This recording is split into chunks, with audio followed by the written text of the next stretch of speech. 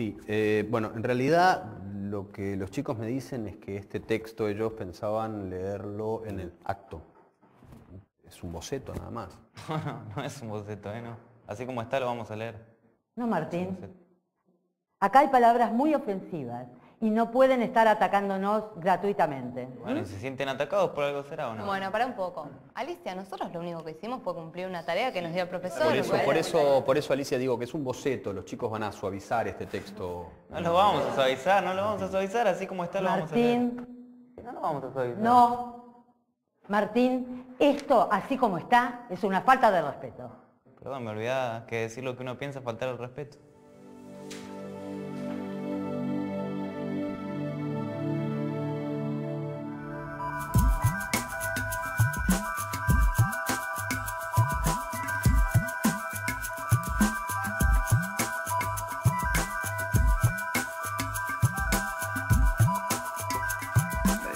Esto casi no se sabe, pero la educación pública, gratuita y obligatoria fue inventada en algún momento de la historia. Antes no existía. La educación en la antigüedad distaba mucho de lo que hoy entendemos por educación. En Atenas clásica, por ejemplo, no había escuelas. Las primeras academias de Platón eran espacios de reflexión, conversación y experimentación libre. La instrucción obligatoria era cosa de esclavos.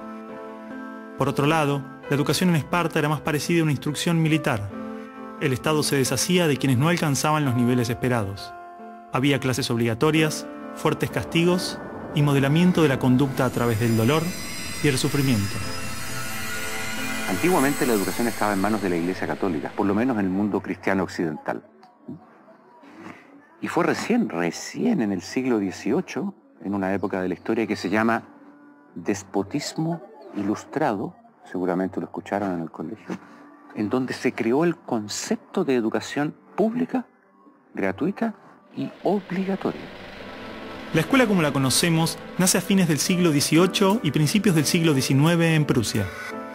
Con el fin de evitar las revoluciones que sucedían en Francia, los monarcas incluyeron algunos principios de la Ilustración para satisfacer al pueblo, pero manteniendo el régimen absolutista. La escuela prusiana se basaba en una fuerte división de clases y castas. Su estructura, heredera del modelo espartano, fomentaba la disciplina, la obediencia y el régimen autoritario. ¿Qué buscaban estos déspotas ilustrados? Un pueblo dócil, obediente, y que se pudiera preparar para las guerras que hubieron en esa época entre todas las naciones que estaban naciendo. Por ejemplo, Catalina la Grande de Rusia llamó a los enciclopedistas franceses a preparar esto mismo. Diderot, uno de los más famosos, estuvo allí para armar este paquete, ¿sí?, formador, no de ciudadanos, sino que de obedientes súbditos de estos estados. Las noticias del exitoso modelo educativo viajaron rápido, y en pocos años, educadores de América y Europa visitaban Prusia para capacitarse. Con el paso del tiempo, el modelo se expandió a nivel internacional. Muchos países importaron la escuela moderna con el discurso del acceso a la educación para todos, elevando la bandera de la igualdad, cuando justamente la esencia misma del sistema provenía del despotismo, buscando perpetuar los modelos elitistas y la división de clases. Ese es el origen de la educación pública. Fíjense ustedes que Napoleón, un poco posterior, y enemigo jurado de todos estos déspotas, hizo lo mismo. Él lo decía con todas sus letras. Yo quiero formar un cuerpo docente para poder dirigir el parecer de los franceses. ¿Se entiende? Él lo tiene claro. Y eso opera, se sepa o no se sepa, hasta el día de hoy. La escuela nace en un mundo positivista regido por una economía industrial. Por lo tanto, busca obtener los mayores resultados observables con el menor esfuerzo e inversión posible, aplicando fórmulas científicas y leyes generales. La escuela era la respuesta ideal a la necesidad de trabajadores.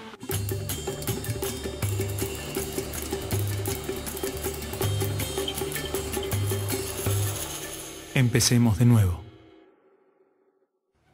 A ver, chicos, tienen que entender que el discurso que escribieron es algo que le puede molestar a mucha gente. Bueno, está bien, pero si es lo que sentimos y lo escribimos así, ¿por qué no lo podemos leer así? Son nuestras palabras, lo que pensamos. ¿Cuál es el problema ahora? Cargo de lo que escribimos ahí también. Si la última no lo dicen en clase. Pará un poco, Martín, porque te conozco. Te molesta todo en esta escuela. Te molesto yo, te molestan los profesores, te conozco bien. No, vos a mí no me conocés. Sí te conozco. No, no me conocés.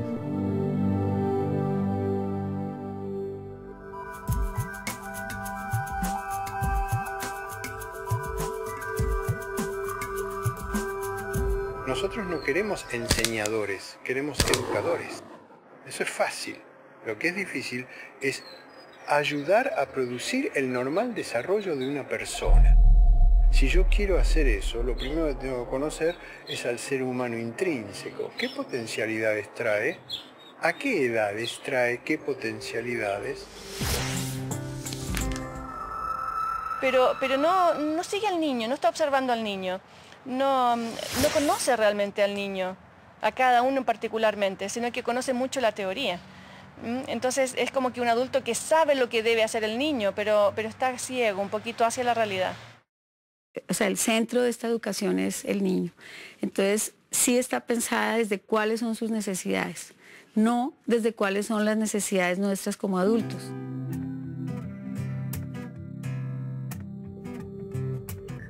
Los chicos desde que nacen con esa capacidad de crear. Son creativos y observadores y curiosos. Y en la escuela pueden pasar dos cosas: que se acompañe ese proceso y se propicien actividades para desarrollar esa capacidad, o se la frustre. De hecho, podríamos caracterizar que el ser humano propende a aprender. Incluso podemos decir más todavía, no es ningún mérito del ser humano aprender. Más todavía, es que no pueden aprender. Tú lo ves, él todo el tiempo te está preguntando, ¿y esto por qué? ¿Y esto por qué? ¿Y esto por qué? No es que uno tenga que inculcarle a él las ganas de preguntar, él lo tiene en su esencia. ¿Ya? Basta que tenga órganos sensoriales y percibe, ¿no es verdad? Basta que tenga su cerebro y piensa y razona, e imagina, crea, fantasea. Pero en la escuela se consigue justamente acallarlo.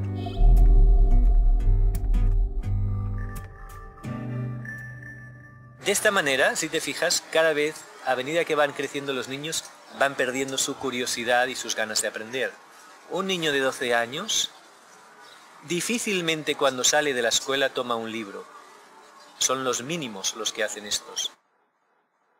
Porque está harto, está totalmente harto de que se le diga qué debe y qué no debe hacer, y ha perdido toda curiosidad por aprender. La mente del niño tiene cualidades de aprendizaje cualitativamente superiores a las de un adulto, porque está naturalmente desarrollado para percibir lo que se le presenta, y con ello crea su mente, se construye a sí mismo. En pocos años aprende a controlar su cuerpo, puede comunicarse en varios idiomas, comprende las reglas de la naturaleza y las características de su cultura. Todo este complejo y maravilloso proceso se da de manera inconsciente. Lo aprende sin demasiado esfuerzo, por cuenta propia. De las cosas que aprendimos en la escuela, incluso cuando en la escuela aprendíamos muchas cosas, hay muy pocas que en la vida cotidiana necesitemos. Es posible que la escuela sea conveniente. Yo no creo que sea necesaria la escuela. Creo que puede ser demasiado, a lo mejor muy conveniente en la sociedad, pero podemos prescindir de ella. Porque podemos vivir sin saber logaritmos, pero no podemos vivir sin saber relacionarnos con otras personas, o sin saber caminar, o sin saber usar herramientas. Todas esas cosas las aprenden los niños mediante el juego. Los niños desde que nacen tienen la habilidad de construirse a sí mismos, aprendiendo de lo que se encuentra a su alrededor, a través de jugar y explorar el mundo. Es decir, cuando un ser humano nace, su biología no lo obliga a ser humano. Necesita nacer en un entorno humano. Todo lo que nos rodea influye tremendamente en nuestro aprendizaje. Los espacios, los tiempos, las actitudes de nuestra familia, las emociones, los gustos, las creencias. Todo es parte de ese ambiente con el que nos construimos a nosotros mismos.